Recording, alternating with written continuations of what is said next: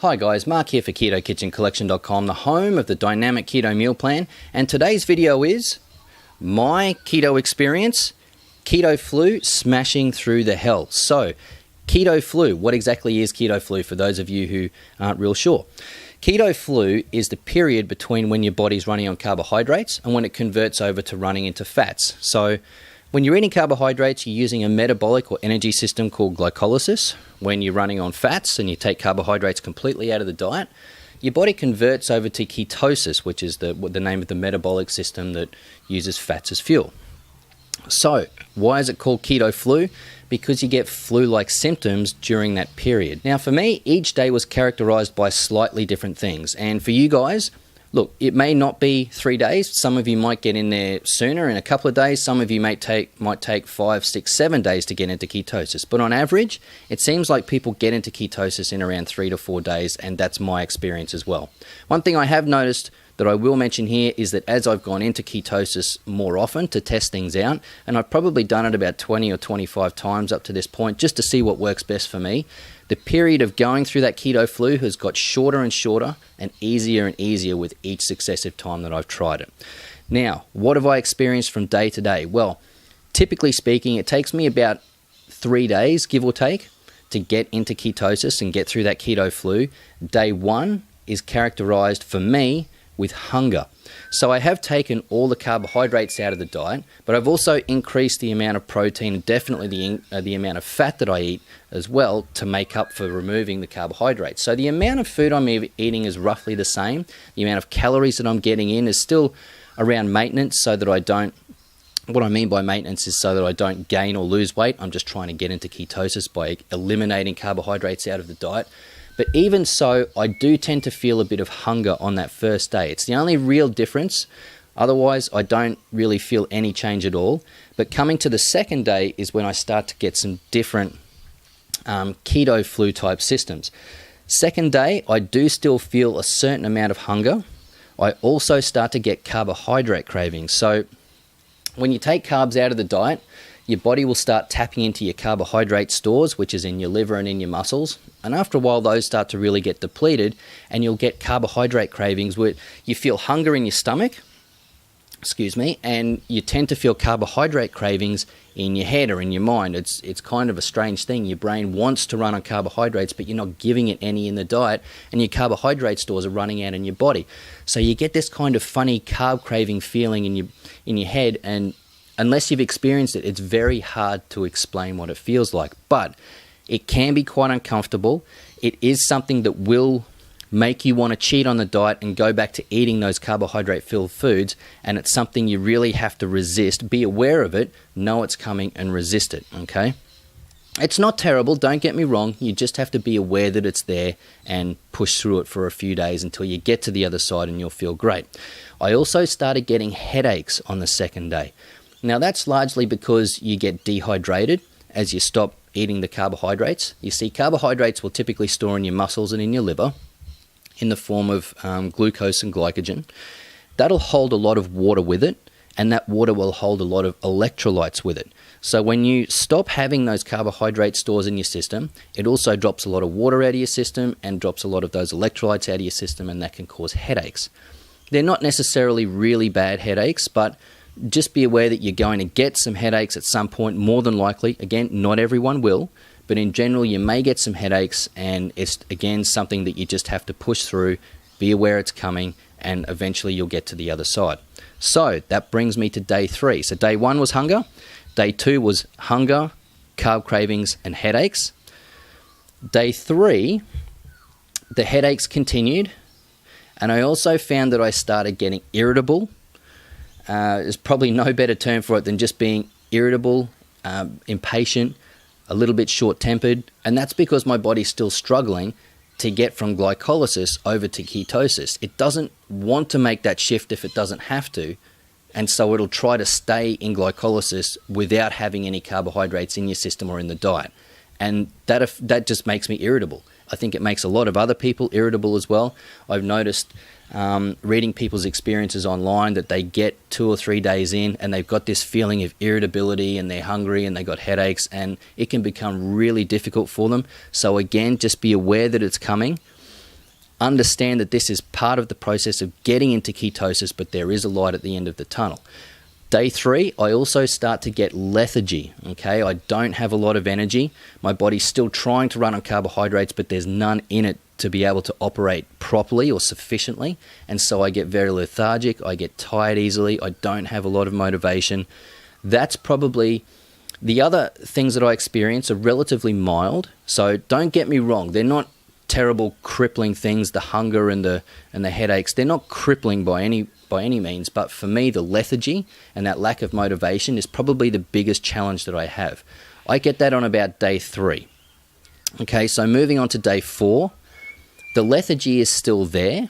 This is typical for me, and I would say on average for you guys out there. By day 4, I find that the lethargy for me is still there, but it's not quite as bad because my body's starting to figure it out. Okay, we're not getting any more carbohydrates. Let's fire up the ketosis system, get those fat stores getting converted into ketones, and your brain and your muscles will start running on those ketones and using them for energy. So while it's firing that system up, it's not really just a black and white on-off switch, ketosis, glycolysis off, ketosis on. It's a gradual progression and transition. It's firing up that ketosis system. So by day 4, my lethargy is still there to a degree. My headaches tend to have gone away. My irritability starts to go away. But I also start to feel quite good on day 4. The ketones can have, in some people at some times, a mild euphoric effect. And in general, it's just great to be able to run on ketones rather than on glucose and carbohydrates. It's almost refreshing. And when you finally get there for the first time, you'll be like, wow, this is actually pretty amazing. Okay, so by the end of day 4 and into day 5, that lethargy is gone. And importantly and interestingly, I also, once I'm into ketosis from day 5 onwards, day 6 onwards, I don't get the midday slump. If you ever know you've had a big, especially if it's a carb-heavy, carb-filled lunch through the middle of the day, come 1, 2 o'clock, you just feel tired like you could go and have a sleep, go and have a nana nap at 2 p.m. and get up an hour later. I know that's how I feel if I have a very carb-heavy lunch, but on ketosis, there's no carbohydrates there. You don't get the midday slump. At least I don't get the midday slump, and I'm not going to be any different to you guys, okay? So those are the things that I experience and the days I tend to experience them on. I start with hunger. Second day, I'm still hungry, but then I've got carb cravings coming in on top of that, and the headaches begin. Day 3, it's predominantly headaches, and they're not terrible headaches, but they're just there, and it's a bit uncomfortable. I've also got irritability, and I've got lethargy, and the lethargy is the one that's probably the biggest challenge for me personally. That's not to say that you will get that, but my experience is that I get that relatively badly. I've seen some people have experienced that and some people haven't. It'll just depend on you and how your body reacts to that change to ketosis. And then by day 4, I had a slight lethargy, and as the day went on, it improved, and I started to feel better and better and better as the ketosis really started to fire up in my system. Okay, so how do you fix these things? How do you try and mitigate some of these things and feel better while you're in that keto flu period, which can be a real challenge and will stop some people from seeing it through and getting into ketosis? You want to try and make sure you mitigate those problems to give yourself the best chance of getting into ketosis and getting that weight loss effect. Well, number 1, increase your water intake. A lot of the headaches are caused because you're dehydrated. You're not having carbohydrates. If there's no carbohydrates in your system, you're dropping water out of your system and electrolytes out of your system. So replace that. Drink a lot more water. Drink at least, excuse the helicopter. So, as I was saying, replace that water because that's what's going to help you avoid those headaches, okay? Now, I get in at least 4 liters a day, which is about a gallon of water a day. You don't have to go quite that high, guys. You could halve that. I would say at least 2 liters a day, which is about half a gallon approximately in imperial terms. And you can't go too far wrong. You get those 2 liters in, you'll go a long way towards making yourself feel a lot better and mitigating those headaches, avoiding those headaches if possible. Also, I mentioned electrolytes before. Electrolytes are essentially minerals that are in our system that help our nervous system and our cells function. And they also help with the amount of water that your body holds, okay? The more, or I guess you could say the better balance of electrolytes that you have in your system is probably more of a correct term.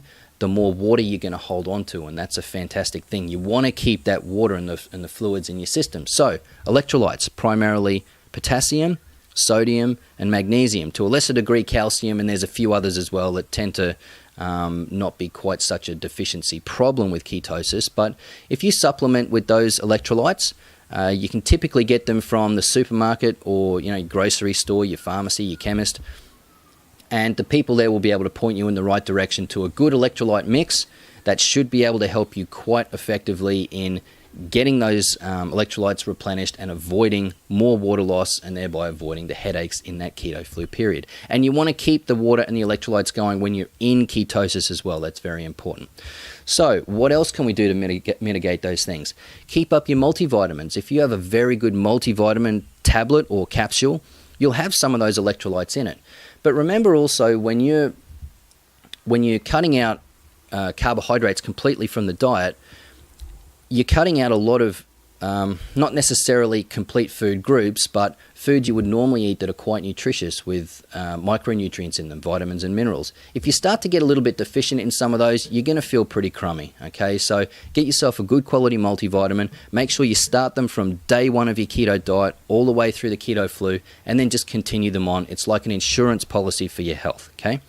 And number 4, probably the big thing, and this is perhaps one of the challenges that I had with regards to lethargy, especially when I was experimenting with things going in and out of ketosis in quick, rapid succession, and having different amounts of food to test what worked and what didn't. Eat enough food. If you don't eat enough food, you're just not going to have the energy there to keep operating, especially if your body's trying to switch over into ketosis and change metabolic systems. I mean, that's a pretty big deal, and our bodies are made to do it. It's not as if we can't do it, but if you haven't done it before, it's quite an experience. It's quite a change. If you're not eating enough, if you're really restricting calories, you're going to make it so much harder for yourselves, guys. You're going to feel, again, lethargic, and you're not going to have the motivation to do the things you need to do, whether it's work, take care of your family, handle your day-to-day responsibilities, all that sort of thing. So keep eating. Don't try and drop your calories really low right from the outset. That was one of the big things that probably gave me the most lethargy and problems when I first started going into ketosis. So expect that you're going to have some keto flu symptoms. Expect that you're going to get hunger, carb cravings, headaches, irritability, lethargy, those sorts of things. If you expect that they're going to come along, know that they're not going to be crippling. You're just going to have to deal with them in a mild sense for a few days, and you'll get to the other side. Push through it. Just have the willpower to push through it. Get through those first 2, 3, 4 days, however long it takes you to get into ketosis, and then you'll feel fantastic. I guarantee you. Okay?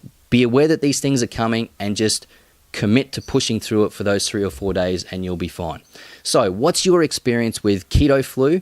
Have you found there's anything you can add into your diet, or things you can do to make those symptoms less, or make yourself feel better, or speed up the whole process of getting into ketosis? I'd love to hear from you guys who've been in ketosis before. Please join the conversation in the comments section below. So thanks very much for watching this video all the way through, guys. I do appreciate you and the time you've given me. My name's Mark from KetoKitchenCollection.com, and I'll see you guys on the next one.